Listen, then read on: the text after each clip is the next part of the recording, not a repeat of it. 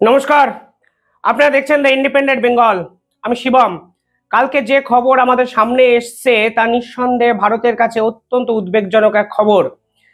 ইংরাজি media, British media এবং বিবিসির মতো আন্তর্জাতিক মিডিয়া এই খবরকে অত্যন্ত গুরুত্ব সহকারে প্রকাশ করেছে।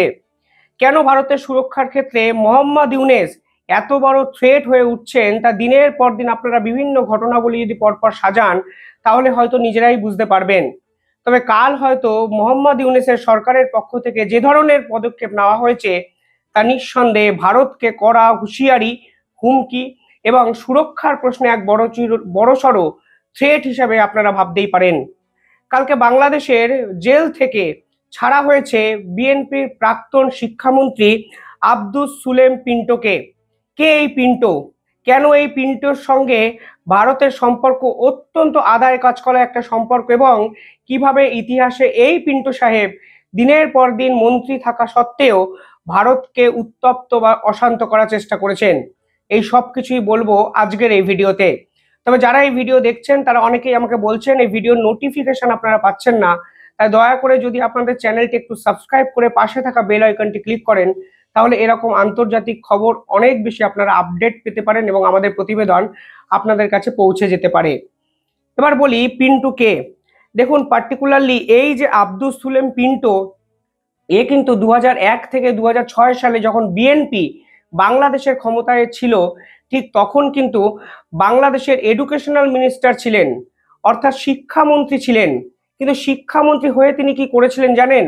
মানে দেশের মন্ত্রী হয়ে তিনি ভারতের বিরুদ্ধে বিভিন্ন অ্যাক্টিভিটিকে চালু রাখার জন্য পিওকে সমর্থিত যে টেরোরিস্ট গ্রুপ, অর্থাৎ যারা পাকিস্তানকে, যারা কাশ্মীর মানে পাকিস্তানের কাশ্মীর অধ্যুষিত অঞ্চলকে কাজে লাগিয়ে ভারতে আতঙ্কবাদ ছড়াতে চায়, তাদেরকে ফান্ডিং করেছিলেন।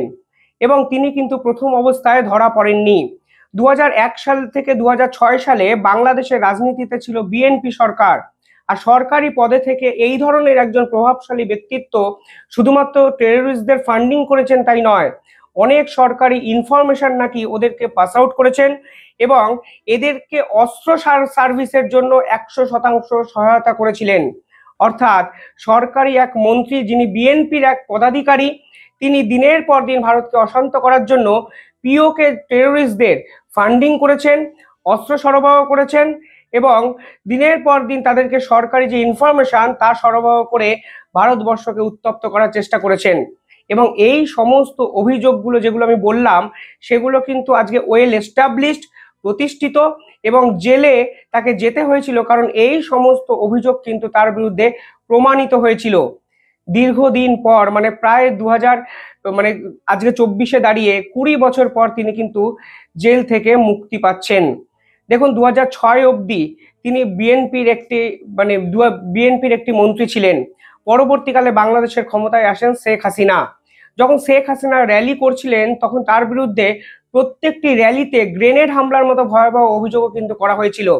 অর্থাৎ দিনের পর দিন এই ধরনের ব্যক্তিত্বকে ভারতের বিপক্ষে কথা বলার জন্য এবং ভারতে বিভিন্ন অ্যাক্টিভিটি করার জন্য বিএনপি কিন্তু ইউজ করেছে। আর যখন তিনি ধরা পড়ে যায় তখন কিন্তু বিএনপি কার্যত তার মাথার উপর থেকে হাতটা তুলে নেয় এবং সেই রকম একজন প্রভাবশালী ব্যক্তির সঙ্গে দলের কোনো সম্পর্ক নেই এই রকম একটা আন্তর্জাতিক স্তরে এস্টাবলিশ করার চেষ্টা করে। কিন্তু বর্তমানে মোহাম্মদ ইউনূস সরকার যেভাবে একের পর এই ধরনের মানুষকে জেল থেকে ছেড়ে ভারতকে হুমকি বা হুঁশিয়ারি দিচ্ছেন, তার মধ্যে সব থেকে বড় প্রভাবশালী নিঃসন্দেহে এই ব্যক্তিটি, যার নাম আব্দুস সুলেম পিন্টো, এবং তা ভারতের যে ইন্টেলিজেন্স এবং গোয়েন্দা কর্তারা আছে তাদের কিন্তু চোখ এড়ায়নি। পাশাপাশি আপনারা যদি দেখেন 2008 সালের যে একাধিক র্যালি হচ্ছিল সেই র্যালিতেও কিন্তু গ্রেনেড হামলার সঙ্গে এই ব্যক্তি কিন্তু অভিযুক্ত ছিল।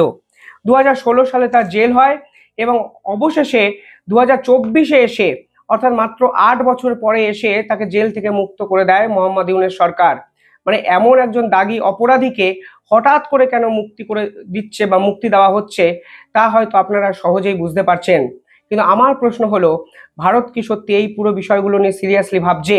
এই প্রশ্ন কিন্তু থেকে যায় যখন একের পর এক পদক্ষেপ, এবং সেই পদক্ষেপগুলো নিয়ে ভারত কিন্তু খানিকটা চুপ করে গেছে অন্তত এই পার্টিকুলার ইস্যুটা নিয়ে।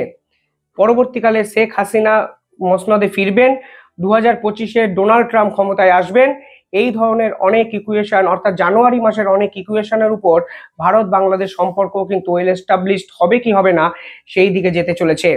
আমার তো মনে হয় জাতিসংঘে ভারত যেভাবে পাকিস্তানকে নিয়ে লাগাতারভাবে আক্রমণ করেছে, পাকিস্তানকে সন্ত্রাসবাদী দেশ হিসাবে চিহ্নিত করেছে, এমনকি পাকিস্তানের অর্থনীতি সন্ত্রাসের উপর ডিপেন্ড করে, এই রকম একটা কড়া স্টেটমেন্ট একদম ইউনাইটেড নেশনে দাঁড়িয়ে দিয়েছে।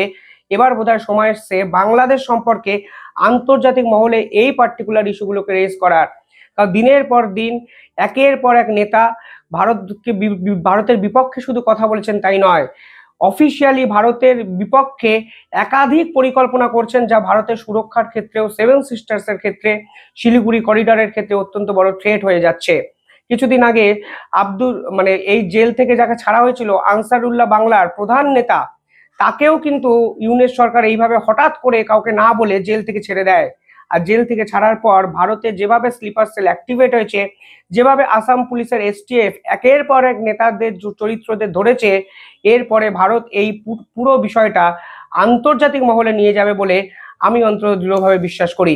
কারণ জয়শঙ্কর এবং অজিত দোভাল যেভাবে কূটনীতিটা অন্য দেশের থেকে অনেকটা ভালো বোঝেন, ঠিক সেই কূটনীতিটার টাইমিংটা অনেকের থেকে ভালো বোঝেন। আমার মনে হয় এই পুরো ইস্যুটা অন্তত বিএনপির এই এডুকেশনাল মিনিস্টারের জেল থেকে ছেড়ে দেওয়াটা বা ছাড় পাওয়াটা নিঃসন্দেহে আন্তর্জাতিক স্তরে ভারতবর্ষ কিন্তু ভবিষ্যতে নিয়ে যাবে, এবং পাকিস্তানের মতো সমগোত্রীয়ভাবে বাংলাদেশকে ট্রিট করার সময় হয়তো চলে এসছে, তা হয়তো অনেকেই বুঝতে পারছেন। কেন এবার বললাম 2001 থেকে 2006 এই পিরিয়ডটা ভারতের জন্য কিন্তু খুব একটা ভালো সম্পর্ক বাংলাদেশ মেনটেন করেনি। কারণ ওই সময় বিএনপি সরকারে ছিল এবং ওই সময় একাধিক এমন নৃশংস ঘটনা ঘটে যা ভারতের ইতিহাসে কিন্তু আজও নজিরবিহীন হয়ে আছে। আপনি যদি দেখেন 2005-06 সালে আমাদের 16 জন যে সেনাবাহিনী সদস্য, তাদের কিন্তু বাংলাদেশে গিয়ে কার্যত হত্যা করা হয়। সে সময় সীমান্তবর্তী এলাকায় 16 জন সেনাবাহিনী সদস্য কিন্তু পেট্রোলিং করছিল। সেই 2001 থেকে 2002-03 মধ্যে এই পেট্রোলিং করার সময় এই 16 জনের উপরে কিন্তু 800 থেকে 1000 মানুষ ঝাঁপিয়ে পড়েছিলেন।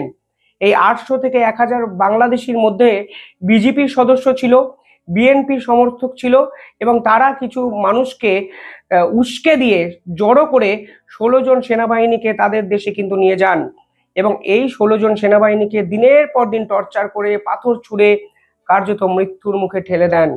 যখন এদের ডেড বডি ভারতের হাতে তুলে দেওয়া হয়েছিল, সে সময় যে খবর আমাদের সামনে এসেছিল তা এক কথায় ঐতিহাসিক এবং নজিরবিহীন, এবং ভারতবর্ষের ইতিহাসে অত্যন্ত কালো একটা অধ্যায় হিসাবে আজও 16 জন জওয়ানের ওই রকম মৃত্যু আমাদের কিন্তু ইতিহাসে লেখা আছে। ফলে এই 2001 থেকে 2006 পিরিয়ডটা ভারত এবং বাংলাদেশের মধ্যে যে অশান্তি, তার মূলেই কিন্তু ছিল বিএনপির এই ধরনের সন্ত্রাসবাদী লোকজন। আর এই ধরনের লোকজনকে এবার মোহাম্মদ ইউনূস সহজে ছেড়ে দিয়ে ভারতকে ফের একটা হুমকি বা হুঁশিয়ারির মুখে ফেললেন, যা এতদিন যত লোকজনকে জেল থেকে ছাড়া হয়েছে তাদের মধ্যে অন্যতম উল্লেখযোগ্য এবং ভয়ঙ্কর বটে। এবার এই পুরো ইস্যুটা আন্তর্জাতিক স্তরে ভারতবর্ষ কিভাবে প্লেসড করে, তার উপরে কিন্তু ভারত এবং বাংলাদেশের ভবিষ্যতের একাধিক ইস্যু কিন্তু ডিপেন্ড করবে বলে আমার মনে হয়। কালকে সীমান্তে ভারতের পক্ষ থেকে বিএসএফ এর ডিজি একটি প্রেস কনফারেন্স করেন। সেখানে তিনি বলেন 3টে জেলায় 22 কোম্পানি নতুন ধরনের জওয়ানকে ইমপ্লিমেंट করা হয়েছে। जैसे कि आप जानते हैं कि हमारा बॉर्डर बीएसएफ के द्वारा गार्ड किया जाता है और दूसरी तरफ से बीजीबी की तरफ से गार्ड किया जाता है। दोनों फोर्सेस का अच्छा कोऑर्डिनेशन है और लगातार हमारा प्रयास रहता है कि किसी प्रकार की इन्फिल्ट्रेशन या एक्सफिल्ट्रेशन यहाँ से ना हो, और उसमें ज़्यादातर हम लोग बहुत अधिक तरीके से हम लोग सफल भी हैं और पूरा प्रयास करते हैं कि किसी प्रकार की कोई स्मगलिंग, ह्यूमन ट्रैफिकिंग आदि ना हो, और हमारा ये प्रयास हमेशा जारी रहेगा। और किसी प्रकार की कोई भी बात होती है उसको हम लोग स्टेट गवर्नमेंट, सभी हमारे अपने बीएसएफ के अधिकारी और संबंधित एजेंसीज मिलकर उसको एक चैलेंज के रूप में लेकर उसका कोई ना कोई ऐसा सोल्यूशन निकालते हैं जिससे कि हमारा बॉर्डर हमेशा हमेशा के लिए सेफ रहे। অর্থাৎ মালদা, মুর্শিদাবাদ এবং দিনাজপুর কিংবা কোচবিহার অন্তর্গত জেলায় যেভাবে দিনের পর দিন অনুপ্রবেশের সমস্যা বাড়ছে, যেভাবে ভুয়ো আধার কার্ড, ভুয়ো পাসপোর্ট খুব সহজেই বানানো হচ্ছে, তা যে দেশের সুরক্ষার ক্ষেত্রে অত্যন্ত অত্যন্ত বড় একটা প্রশ্ন, তা বিএসএফ এর ডিজি কালকে বলেছেন ওরা যদি এবার সীমান্ত থেকে ঢোকার চেষ্টা করে আমরাও তৈরি। देखिए, जहां पे फेंसिंग नहीं है उसके कुछ कारण हैं, जैसे कि बहुत बड़े रिवराइन एरियाज हैं, लेकिन उसके सभी जगहों पर जहां जहां पे भी कुछ गैप्स हैं वहां पर हमने टेक्नोलॉजिकल सॉल्यूशंस लगा रखे हैं, हमने ऑब्स्टेकल्स लगा रखे हैं, उनको हमने फ्लडलिट कर रखा है लाइटिंग के द्वारा, और हमने लगातार उन क्षेत्रों में पेट्रोलिंग कर रहे हैं और प्रयास कर रहे हैं कि किसी प्रकार की कोई भी इन्फिल्ट्रेशन हमारे क्षेत्र में ना होने पाए। অর্থাৎ এবার আর আলাপ আলোচনা, ফ্ল্যাগ মিটিং বা বিজেপির সঙ্গে সমঝোতা নয়, দেশের সুরক্ষাতে যে আসল কথা তা কিন্তু কালকে বিএসএফ এর প্রেস কনফারেন্সের মাধ্যমে সরাসরি বলা হয়েছে। এবং যেভাবে আসাম পুলিশের এসটিএফ অপারেশন প্রঘাত করেছে, সেই প্রঘাতের আদলে বাংলা এবং বাংলাদেশের সীমান্তে নতুন কোনো অ্যাকশন বিএসএফ নেয় নাকি তা তো সময় বলবে। কিন্তু দৃঢ়ভাবে কালকে বিএসএফ বলে দিয়েছে ওরা যদি ঢোকে আমরাও প্রতিঘাত করব। এবং এই যে সেনাবাহিনীর যে সেনা ছাউনি, তার সেই ছাউনিতে এমন নতুন আধুনিক অস্ত্রশস্ত্র বিএসএফ নতুনভাবে ইমপ্লিমেন্ট করেছে, তাও কিন্তু এই সাম্প্রতিককালে একাধিক বিষয়ের মধ্যে উল্লেখযোগ্য এবং নজিরবিহীন। সব মিলিয়ে যেভাবে বিজেপি দিনের পর দিন বাংলাদেশকে কাজে লাগিয়ে, বাংলাদেশের ভূমিকা কাজে লাগিয়ে ভারতবর্ষকে প্রকান্তরে অশান্ত করার চেষ্টা করছে, এবার হয়তো ভারত কমপ্লিটলি ইন অ্যাকশন মোডে যেতে শুরু করেছে। অন্তত এটাই আমার ব্যক্তিগত রিয়েলাইজেশন।